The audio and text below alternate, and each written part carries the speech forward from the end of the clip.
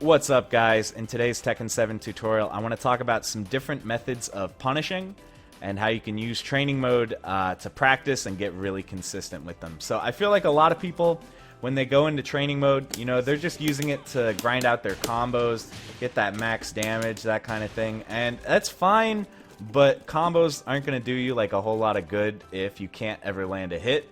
And one of the primary ways you're going to be landing hits is through punishing. So let me show you something that I do all the time in this game.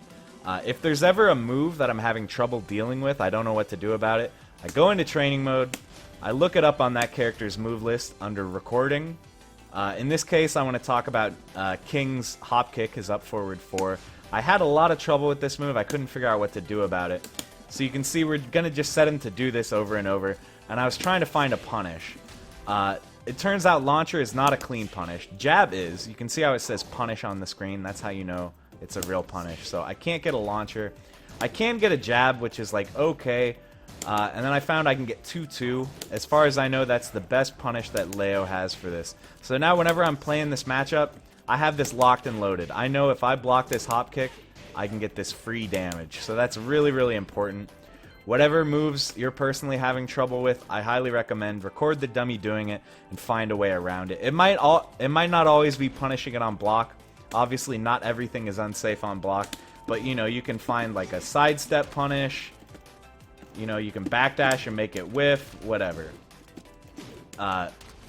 So punishing on block isn't always the answer, but you can find something to do about it. Real quick, I want to talk about while standing punishes.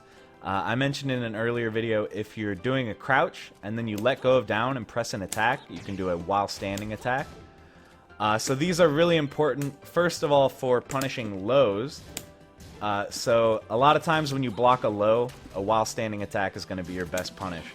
So I like to go into training mode, find like a common low that I've seen people use on me, or even just find your character's best low and practice against your own character. Find a punish for it.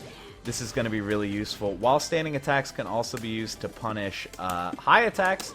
If they whiff over your head, you can practice getting a while standing punish on those.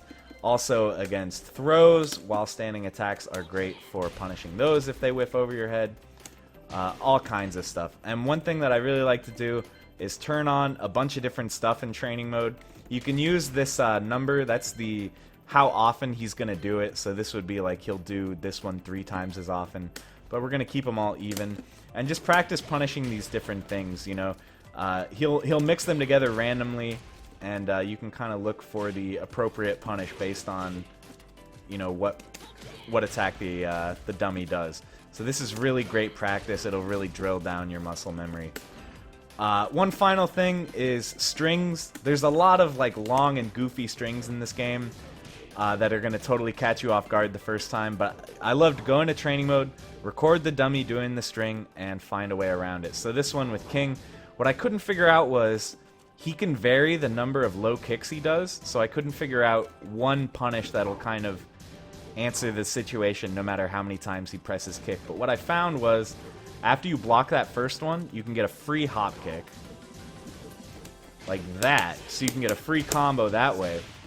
And that works regardless of how many kicks he does. So for a lot of these strings, there is going to be an answer like that where you can kind of do, one response that'll answer kind of any of the follow-ups of these strings. A lot of these strings are not as good as they initially look. So I recommend record the dummy doing this stuff, find a punish, and then you'll have that for the next time you see it in a match. So that's about it, guys. Make good use of training mode. It's really, really important. Time is a limited resource, so make sure you're using it wisely. That's it for this tutorial. Thank you very much for watching. In the next one, we're going to be talking about forming a game plan, so you can kind of have an idea of what should you be thinking about doing during a match. What should your plan be? So I hope to see you then. Have a good one, guys.